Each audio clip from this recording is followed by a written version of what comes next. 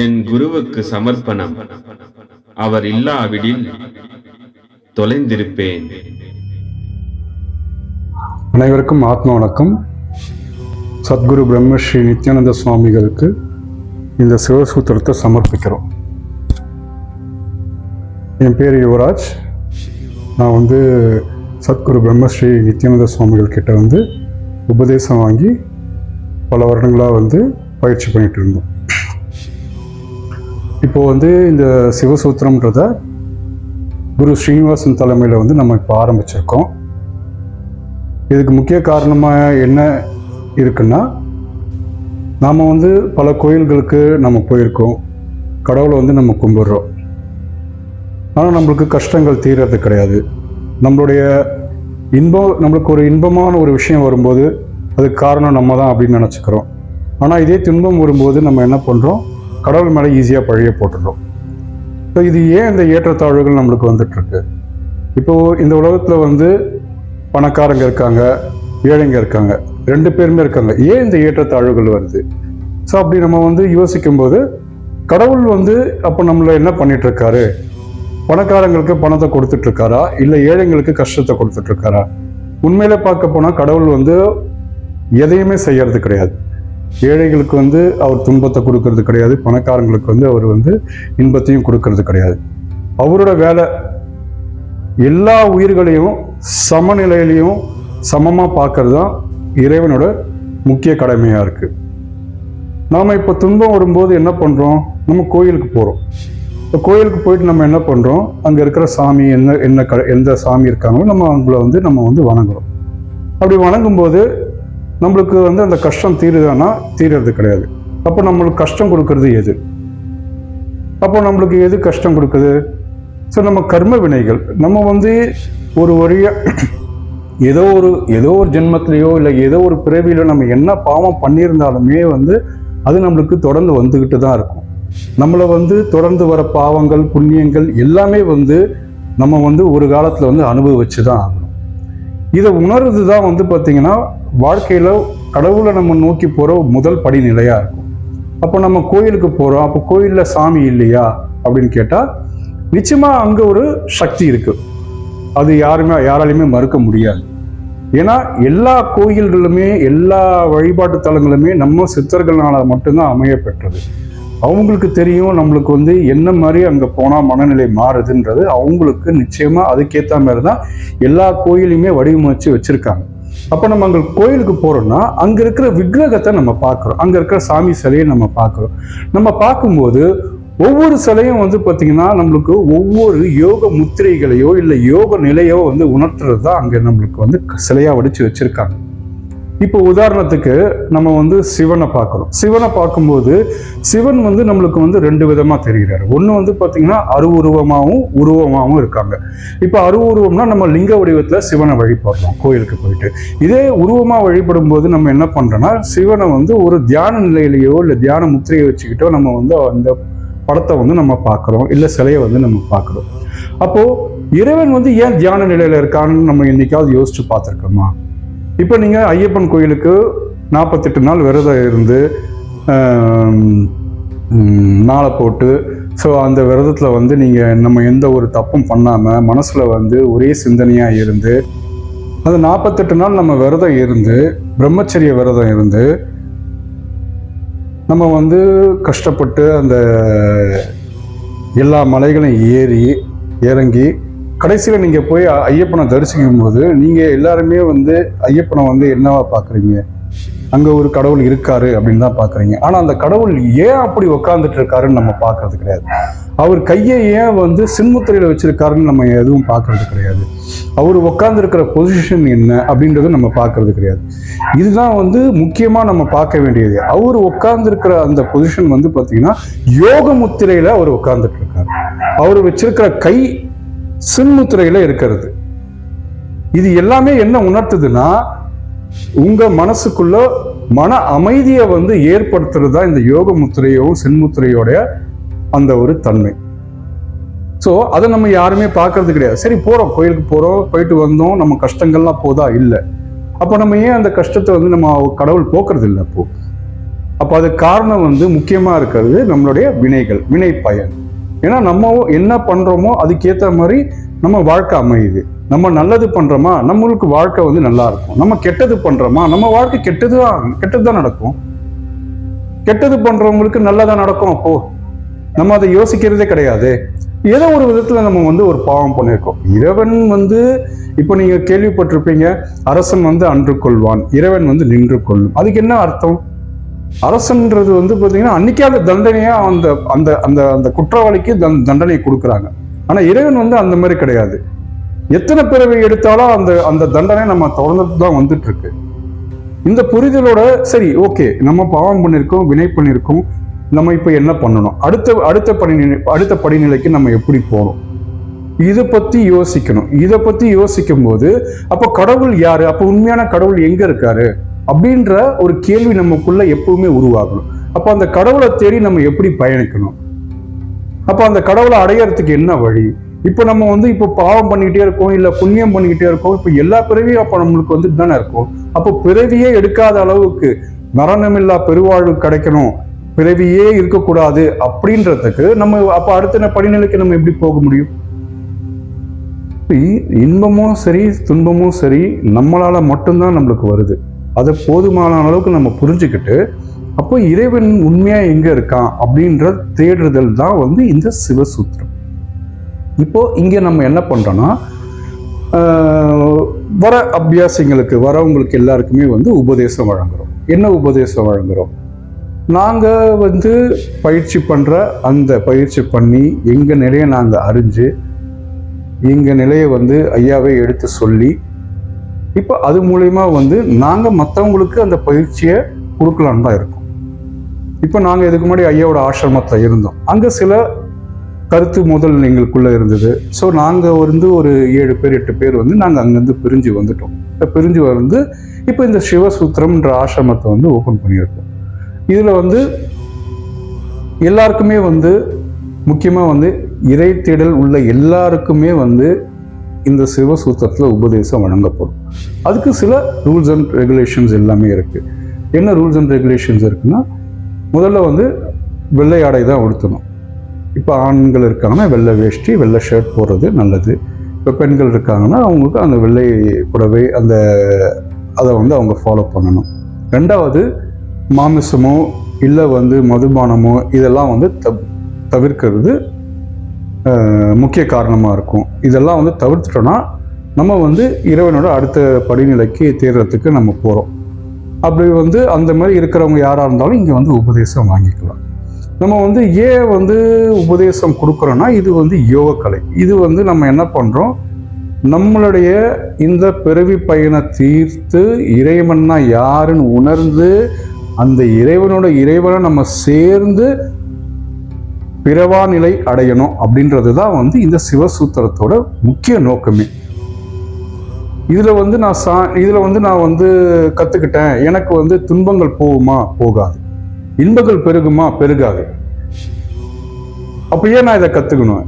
இது எல்லாத்துலயுமே வந்து நம்ம நியூட்ரலா இருக்கிறது தான் வந்து சமநிலையில இருக்கிறது தான். இன்பம் வந்தாலும் நம்ம எப்படி வந்து சந்தோஷப்படாம இருக்கணுமோ அதே மாதிரி துன்பம் வந்தாலும் நம்ம வருத்தப்படக்கூடாது. துன்பங்கள் வருத்தப்படுறதுனால நம்மளுக்கு எந்த துன்பமும் போறது கிடையாது. ஆனா நீங்க இந்த சிவசூத்திரத்துல இருக்கும்போது அந்த தன்மை உங்களுக்குள்ள ஆட்டோமேட்டிக்கா வரும். அதுதான் இந்த பாடத்தோட அருமை. ஸோ இப்போ வந்து இந்த பாடம் வந்து நீங்க நிறைய வந்து பணக்காரர்கள் பார்க்குறீங்க, நம்ம ஏழைகளை பார்த்துருக்கோம். இப்போ வந்து பணக்காரர்கள் என்ன பண்றாங்க, அடிக்கடி கோயிலுக்கு போறாங்களா? கிடையாது. நம்ம ஏழையா இருக்கிறவங்க நம்ம தான் வந்து என்ன பண்றோம், அடிக்கடி கோயிலுக்கு போட்டுருக்கோம். ஆனா பணக்காரங்க வந்து எப்பயோ ஒரு தடவை தான் கோயிலுக்கு வராங்க. ஏன் அது எப்பயோ ஒரு தடவை கோயிலுக்கு வராங்க? ஆனா அவங்களுக்கு வந்து ஏன் பணம் சேருது, ஏன் அவங்க இன்பமா இருக்கா? அவங்க வந்து அந்த பணக்காரர்கள் வந்து பார்த்தீங்கன்னா போதுமான அளவுக்கு அவங்க கோயிலுக்கோ சாமி கும்பிடுவோ அவங்கெல்லாம் போகிறதே கிடையாது. ஆனால் அவங்க வாழ்வியலில் வந்து பார்த்தீங்கன்னா தியானன்றது வந்து எல்லாருமே பண்ணிட்டு தான் இருப்பாங்க. நீங்கள் அதை வந்து நீங்கள் நிறைய பேர்கிட்ட நீங்கள் அதை பார்த்துருக்கலாம். இப்போ நீங்கள் உங்களுக்கு பிடிச்ச ஒரு ஆக்டராக இருக்கலாம், இல்லை யார் வேணாலும் இருக்கலாம். அவங்களுக்கு வந்து குறைந்தபட்சம் வந்து அந்த யோகாசனமாவது அவங்க பழகியிருப்பாங்க.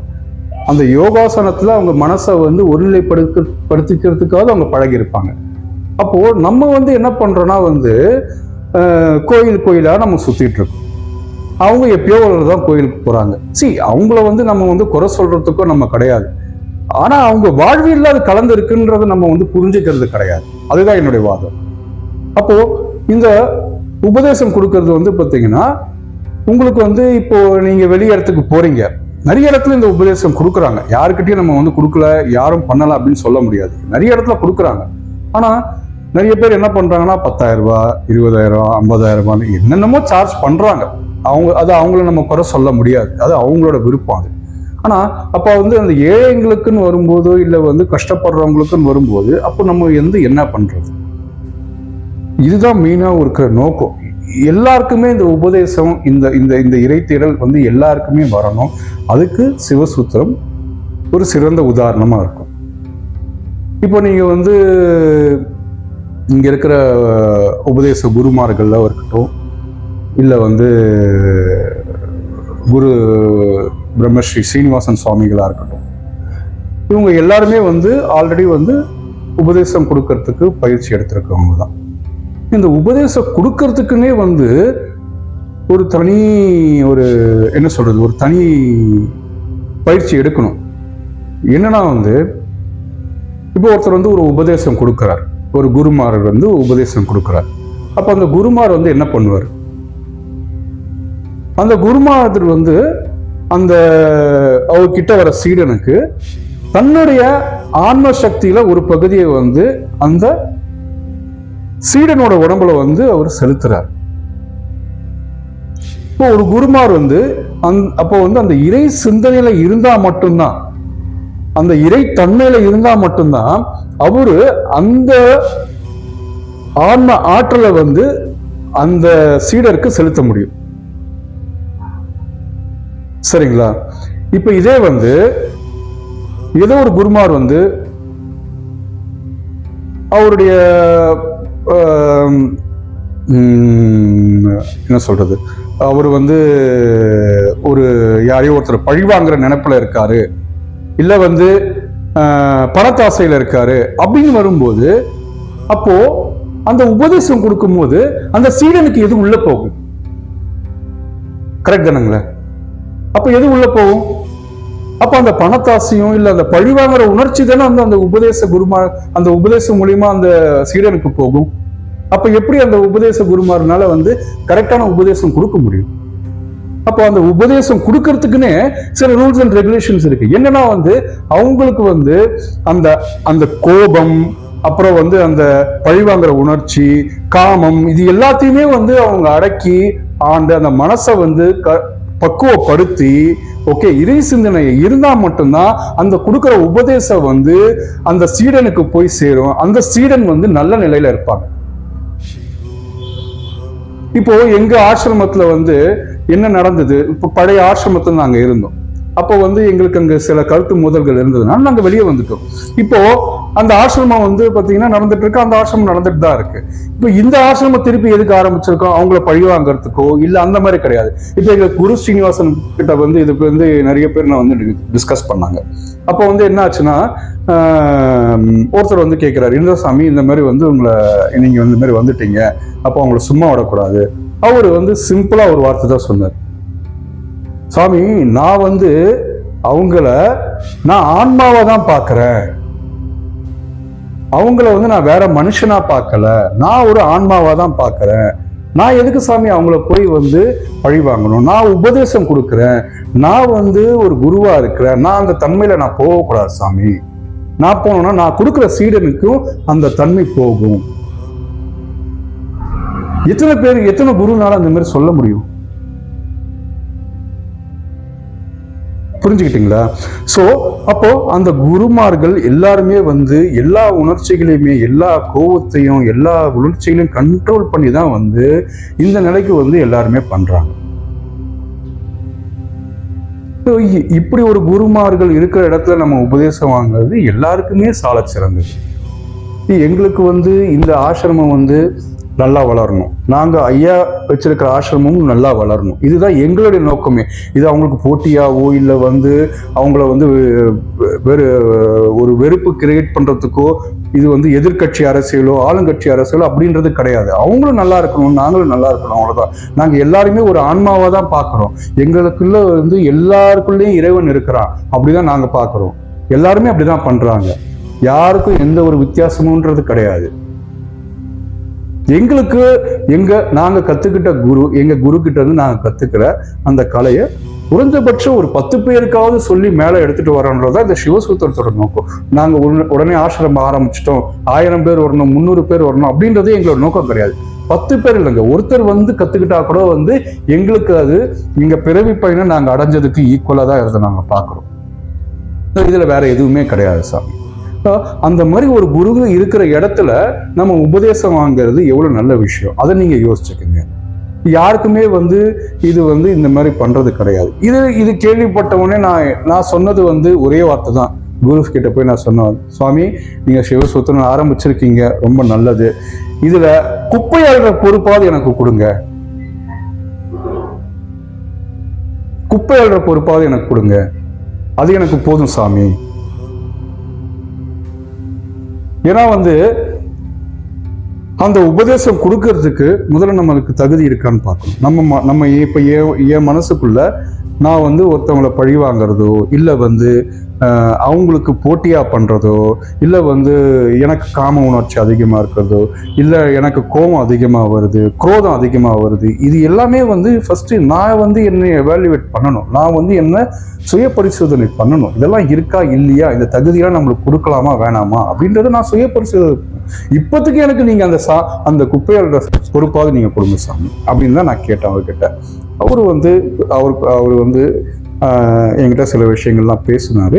அதை நான் அடுத்த பதிவில் நான் உங்களுக்கு சொல்கிறேன். பட் இருந்தாலுமே வந்து அவருடைய தலைமையில் வந்து நம்ம பிரம்மஸ்ரீ சத்குரு பிரம்மஸ்ரீ நித்யானந்த சுவாமிகளோட அருளாசியோட வந்து இந்த சிவசூத்திர பாடசாலையை ஆரம்பிச்சிருக்கிறோம். அதில் வந்து எல்லாரும் வந்து பயன்பெறணும். இதுதான் எங்களோட நோக்கம். நன்றி, வணக்கம்.